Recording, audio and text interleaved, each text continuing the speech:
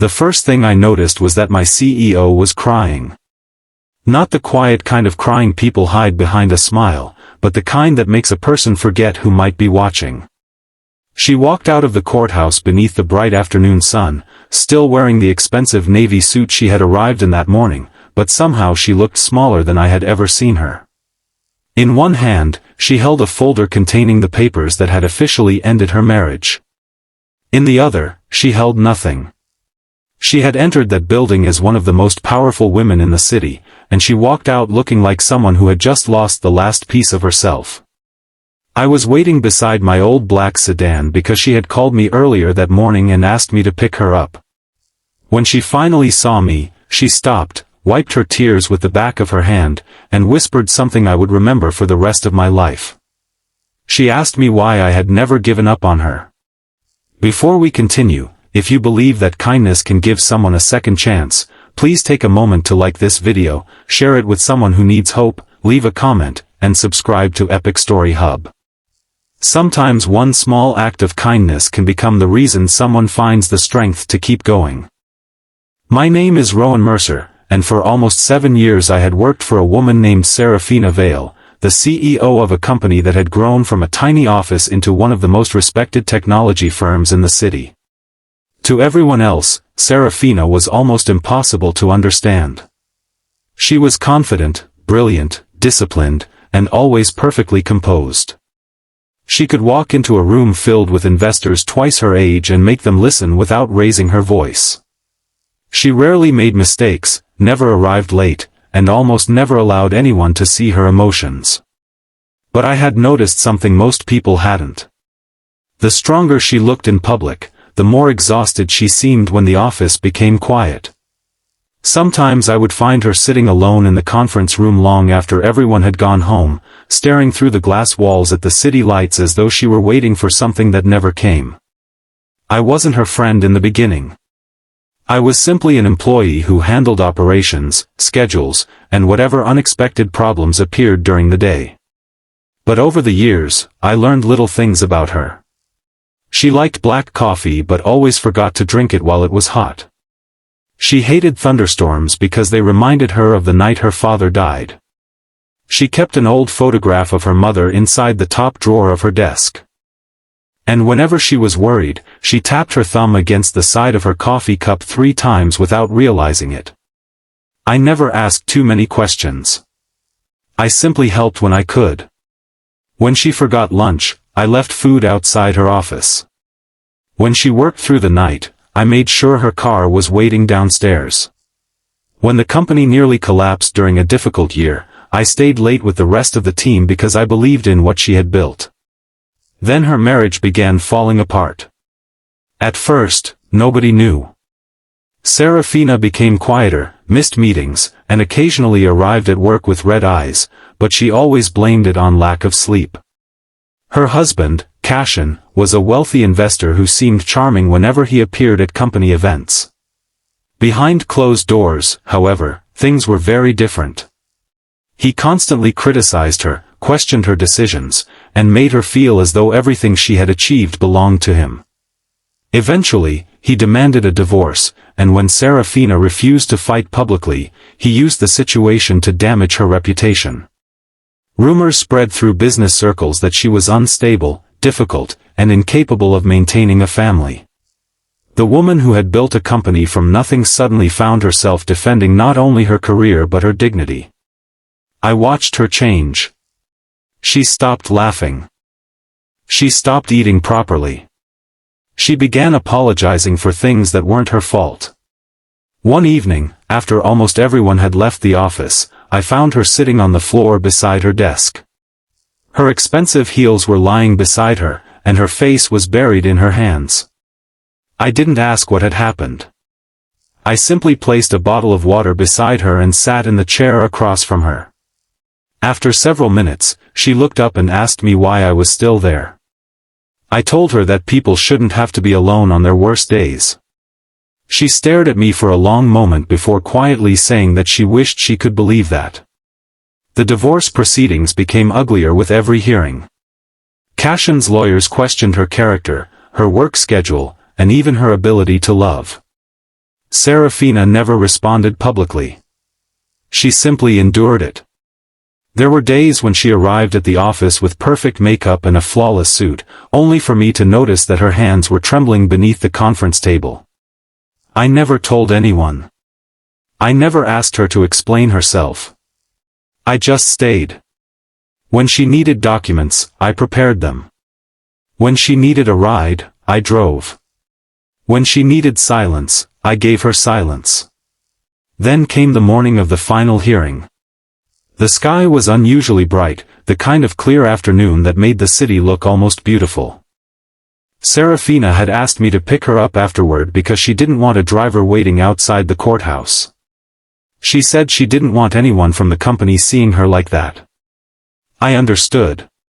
So I waited beside my car beneath the courthouse steps, watching people come and go. Nearly 2 hours later, the doors opened. Seraphina walked out alone. She stopped halfway down the steps, and for a second she looked directly at the sunlight as though she had forgotten what it felt like. Then her shoulders began to shake. She covered her face and cried. I had never seen her cry before. Not once in 7 years. I immediately opened the passenger door of my car and waited without saying anything. She walked toward me slowly, got inside, and stared through the windshield. The divorce was final. Her marriage was over. The life she had spent years trying to save was gone. I started driving, but after several minutes she suddenly asked me to pull over. I parked beside a quiet tree-lined street. She looked at me with tears still running down her face and asked the question that changed everything. She asked why I had never given up on her. I didn't know how to answer at first. I could have told her that I loved her. I could have told her that I had loved her for years, but I knew that wasn't what she needed to hear at that moment. So I simply told her the truth. I said that I never stayed because she was my CEO, and I never stayed because she was rich or powerful. I stayed because somewhere along the way, I had met a woman who spent her entire life making sure everyone else was okay while secretly wondering whether anyone would ever do the same for her. I told her that I couldn't promise to fix her life, but I could promise that she would never have to face a difficult day believing she was completely alone. She cried harder. Then she admitted something I never expected. She said that for years, she had believed love was supposed to feel like a negotiation. She thought she had to earn affection by being successful, beautiful, useful, and perfect. Her marriage had taught her that the moment she stopped meeting someone's expectations, she could be discarded. But I had never asked her for anything. I had simply shown up. That afternoon, instead of taking her home, I drove her to a small public garden on the edge of the city. It was warm, peaceful, and filled with families enjoying the sunlight. We sat beneath an old tree while children played nearby. For the first time in years, Seraphina smiled without forcing it. She told me she had forgotten what ordinary happiness felt like. I told her that maybe ordinary happiness wasn't something she had lost. Maybe it was something she was finally allowed to choose. The weeks that followed were not magically perfect. Healing rarely happens that way. Seraphina still had difficult mornings. Some days she doubted herself. Some nights she called me because the silence in her apartment felt too heavy. But slowly, she began rebuilding her life. She started taking weekends off. She visited her mother more often. She began eating lunch away from her desk. She even laughed during meetings again. And then one morning, something happened that made me realize she was becoming the woman she had always been underneath all that fear. A young employee made a serious mistake that could have cost the company a major contract. Everyone expected Seraphina to explode. Instead, she calmly asked the employee what had happened. The young woman began crying and apologizing. Seraphina walked around the desk, placed a hand on her shoulder, and told her that one mistake did not define her entire career. Then she said something I knew she had learned the hard way: sometimes people don't need judgment when they fail. Sometimes they simply need someone to remind them that they can stand back up. Months passed. Our relationship changed quietly. There was no dramatic confession in a restaurant or grand proposal beneath fireworks. It happened through small moments. Coffee in the morning. Walks after work. Conversations that lasted until midnight. Eventually, Seraphina stopped calling me because she was lonely and started calling because she wanted to tell me something funny that had happened during her day. One evening, we stood outside the office watching the sunset turn the glass buildings gold. She looked at me and said that the strangest thing about losing everything was realizing she had finally found herself. Then she took my hand and told me that she had spent years choosing people based on what they could give her, but now she understood the value of choosing someone who stayed when there was nothing to gain. I didn't say anything. I just held her hand. Because sometimes the deepest love story isn't about rescuing someone. It's about standing beside them long enough for them to remember how to rescue themselves. A year after the divorce, Seraphina returned to the courthouse. This time she wasn't there to fight anyone.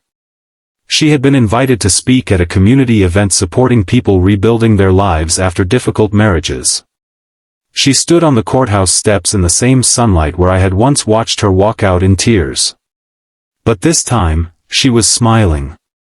Before she went inside, she looked at me and said that she remembered that day. She remembered feeling like her life was over. Then she smiled and told me that she was grateful I had been there to remind her that an ending could also be a beginning.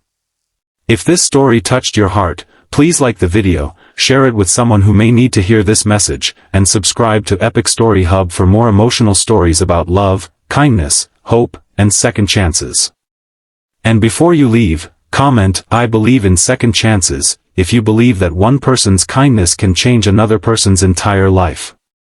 Seraphina once walked out of that courthouse believing she had lost everything. But sometimes life takes away what we thought we needed only to reveal what we truly deserved.